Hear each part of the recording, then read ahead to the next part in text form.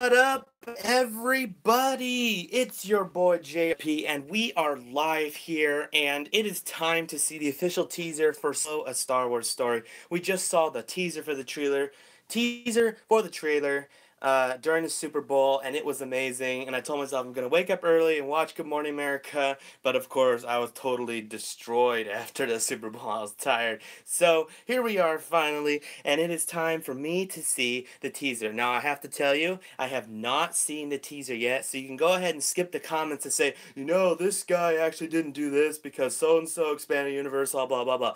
This is my first original reaction. I've not done any research whatsoever on this trailer, so if I get any predictions vastly inaccurate, that is why. Alright, let's watch it right now. And obviously it's low definition because I'm recording. Wait, hold on. Gotta get a good thing. Alright. Wait, just kidding. Alright, now. I've been running scams on the street since I was 10.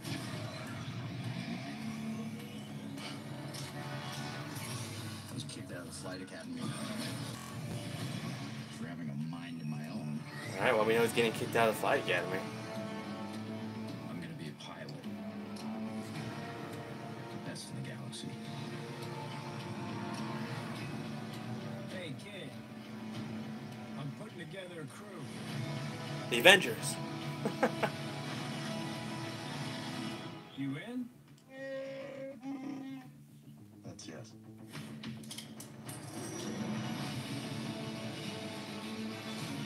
I might be the only person. Who knows what you really are? What's that?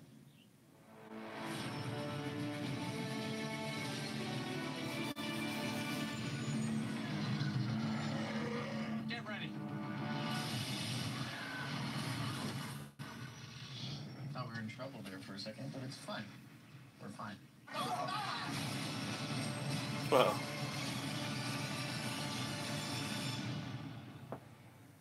Alrighty, guys. Let's take it back to the beginning and look through this scene by scene. First of all, I just want to say my vast disapproval of the actor. I don't even know his name. He's so new. He doesn't. Not only does he not sound like Han Solo, he I don't know. He doesn't have that manly voice. He's like says, I thought we were gonna get in a little scruffle there, but looks like we're all right. I mean, he kind of sounds like the kind of guy that would be like a supporting character that fixes technology in the background. And if that were that kind of character, I could accept him as an actor. And I know for you out there that you're thinking, oh, he's just a fanboy. He won't accept anyone other than Harrison Ford. First of all, I don't think there should have been a Han Solo movie at all, period, until maybe after Harrison Ford actually died. But if they have to do one, okay, please, please pick an American actor, please, just to get closer to Han Solo, because already I'm not happy with this choice. But let's go ahead and play the trailer and break through all the steps. So obviously he's in a ship here, the same one that we'll see later in the trailer, flipping some dials. I've been running scams on the street since I was 10. And that is what he just said is in tune with the expanded universe. That is correct. That's cool. So we see that he's with this girl. I don't. It off the top of my head, I can't tell if that's the exact same girl from later in the episode with her hair in a ponytail. I think it is, but I might be wrong. But I'm like 90% sure that she is. Which would mean that he knows her for a long time ago. So there goes that robot. I was kicked out of the flight academy. So, but right here we get a already kind of a spoiler because in the first trailer we see him applying for the flight academy, and in this trailer we see him getting kicked out of the flight academy. So there goes the first 15 minutes or so of action. I can already tell you it begins with him trying to get in, and a little bit later it gets him getting kicked out. For having a mind of my own. I wouldn't call that a mind of your own as much as just destroying private property, but okay. Nice, cool shots, though. I've heard heavily rumors that it will be in the spice mines of Kessel. So that's where all this is taking place. Although it looks a lot rainier than I would have imagined Kessel to be like. I kind of imagined Kessel to be like kind of like Mars-ish, kind of red and dusty. So, but okay, I guess this could be Kessel. It's definitely depressing enough. By the way, if you hear any birds in the background, it's because my sister has birds, and so I tried to make them quiet, but they just won't shut up. All right, let's look through this. Nice shot, though. I mean, definitely amazing new set. It's basically Camino, extra gloomy, with no rain. And that should be my screensaver for my computer. I'm gonna be a pilot. Yeah, I'm sure you are, buddy. And this is the shot that everybody's talking about. Now, the real thought is, later, is the Millennium Falcon simply, is it just worn down or is it repainted? Because we know that he's had the Falcon for, I'm guessing, around 10 years by the time it gets to Luke. So we know it's definitely been used for a while. Not to mention that Han is not the first owner of the Falcon by far. There's definitely at least 3 more before him. But we see the Falcon here in perfect condition. Heck, it might not even be the Falcon. We're pretty sure. It could be another Y2 class freighter, but pretty sure that it's the Falcon. And wow, yeah, it looks so much nicer here. Wow. So it'll be interesting to see the transition from one thing to the other. I really hope to see that scene where he's gambling with Lando to win the Falcon. I think that would be amazing. Galaxy. Looking at the Falcon. Hey, kid. I'm putting together a crew. Okay, I can't help but think of the Avengers there. He's the Spanish version of Nick Fury from the Avengers. He's putting together a crew here. Got a random people. Now, that's what I'm saying. I don't know if that girl's the same one that we saw earlier, because she's wearing a lot nicer clothing. And my guess is that she's that rich that she would just not hang out with that smuggler. Excuse me, I tell parakeets to be quiet. There. I didn't do anything. I just banged on my door. All right. Well, and we see that droid there that we see later in the cantina-like place. So I guess he's part of it. And we see Lando. Now look, he's sitting here in what could be like a cantina-type place. So I really hope to see that type of scene where he steals the Falcon from Lando. Oh, and we see 2 more people right there. Let me skip back to that. 1 right there and 1 right there. So we get 1, 2, 3, 4, 5. Looks like 5 team members plus the leader. Guarantee you the leader will die or somehow become incapacitated somehow, so that Han has to take the lead in this. And this is a space monkey. This is cool. A cool meeting.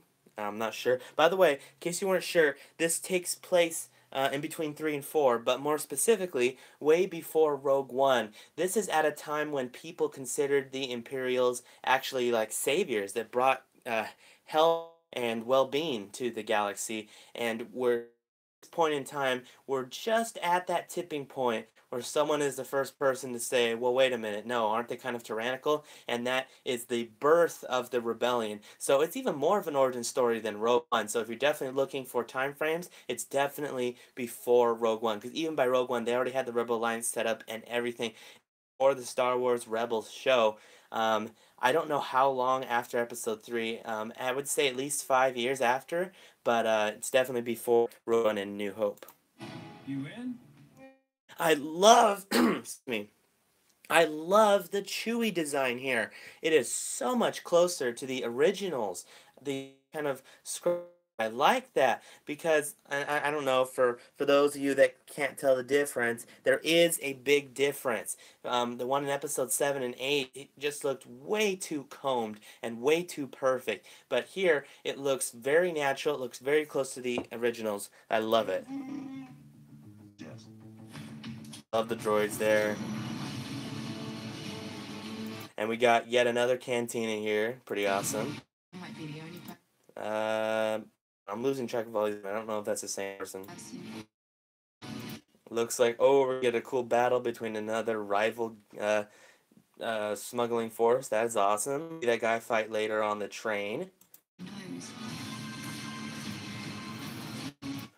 Bunch of scenes here. Awesome mountain scene. Can't really tell you much about that. You really are. Yeah, we don't know who we there.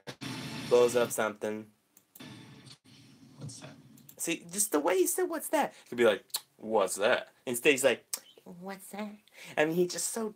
I don't want a delicate guy. Oh my gosh.